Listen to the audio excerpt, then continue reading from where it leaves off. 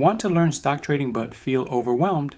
In the next 90 seconds, I'll break it down step by step so you can start trading with confidence even as a complete beginner. Stock trading is simply buying and selling shares of companies to make a profit. When you own a stock, you own a small piece of that company. The stock market is where these shares are traded. Prices move based on supply, demand, company performance, and news. Understanding this is your foundation. There are different types of stocks like growth stocks, dividend stocks, and blue chip companies. As a beginner, focus on stable, well-known companies. You'll hear terms like bull market, bear market, and volatility. Don't worry, mastering these basics comes with practice. To start trading, open a brokerage account, deposit funds, and begin with small investments.